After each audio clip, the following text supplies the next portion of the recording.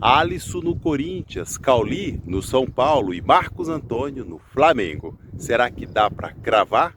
Parece que não. A princípio são tudo especulações. Precisa ter calma para ver o desenrolar dessas supostas vendas, empréstimos, contratações. Se tratando do Alisson, no momento ele está separado do grupo, ele está reservado para uma suposta negociação com o rival, e é isso que nos últimos 2 dias tem impossibilitado conversas mais avassaladoras no que diz respeito a ir para cima e fechar essa contratação. O que alguns imaginavam é que o São Paulo, em meio a essa crise, fosse facilitar essa negociação. No entanto, nos últimos 2 dias, isso ficou evidente que não vai acontecer. Embora o São Paulo não está tão feliz assim com o Alisson, e o Alisson não está tão feliz, satisfeito assim com o São Paulo, levando em consideração que ele não tem jogado como ele gostaria, ou como ele acha que poderia estar jogando, essa decisão cabe ao técnico. Ele ficou um tanto quanto insatisfeito e ele está um pouco separado, reservado do grupo para que essa possibilidade de negociação com o rival ela vá adiante ou não. Então o Alisson está em stand-by, essa é a verdade. E o que tem de verdade na contratação do Cauli? Esse é um excelente jogador, mas por enquanto só de boca. Existe aí algumas possibilidades, sim, de ele vir jogar no São Paulo, haja vista que ele gostaria, fontes dizem, e isso é até óbvio de acreditar, que ele gostaria de jogar num grande time da capital paulista, e o São Paulo é esse grande time. Mas por enquanto é esse desejo dele de jogar num grande clube, mas o Bahia não tem facilitado. Diferente do que o São Paulo fez nas últimas negociações com o Bahia, com o Rodrigo Nestor e com o Marcos Araújo, o São Paulo facilitou a ida desses jogadores. O Bahia não tem facilitado a possibilidade de o Cauli vir jogar no São Paulo. Então precisa aguardar para ver aí se o Bahia, o Grupo City, vai continuar fazendo jogo duro no que diz respeito a essa possibilidade de contratação.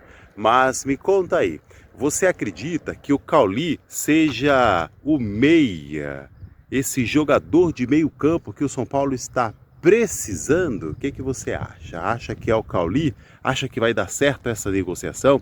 Acredita que com a venda do Rodriguinho, o novo presidente do São Paulo, o Maciz, ele vai conseguir fazer com que isso dê certo, vá adiante? Coloque aqui nos comentários quais são as suas expectativas com relação a essa possibilidade de negociação com o jogador do Bahia, o Cauli. Agora, e o que tem de verdade com relação à saída do Marcos Antônio para o Flamengo? O que tem de verdade é que o Marcos Antônio tem jogado limpo, isso tem chamado a atenção da diretoria do São Paulo, dos torcedores do São Paulo. Ele, em vez de abrir uma negociação direta com o Flamengo, demonstrando que tem vontade de sair do São Paulo, ele deixou isso para aqueles que cuidam da sua carreira, para o seu scout. Então, olha que comprometimento o Marcos Antônio tem tido com o clube que ele tem contrato atualmente. Então o São Paulo e a Lazio, claro que eles se interessam e se importam por essa possibilidade de negociação.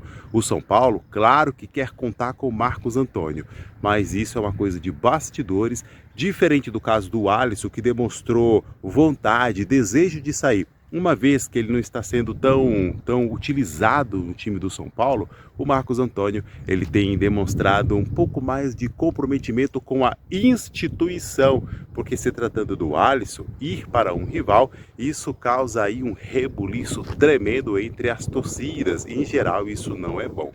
O Marcos Antônio ele tem demonstrado mais calma, mais brandura, haja vista que ele tem se envolvido pouco com esse tipo de tema, com esse tipo de assunto. Ele deixou isso para aqueles que cuidam da sua carreira. Existe a possibilidade? Existe, mas a priori tudo de boca, não tem nada consolidado ainda.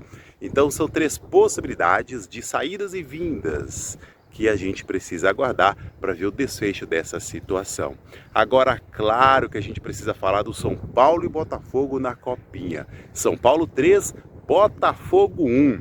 Mais uma vez, os meninos do São Paulo, eles deram um show e mostraram saúde emocional, controle emocional para lidar com o resultado. São Paulo estava ganhando de 1-0, tomou 1-1 e até a virada não. São Paulo abriu o resultado de 1-0, tomou 1-1 e isso poderia ter influenciado o time do São Paulo de maneira negativa, mas não.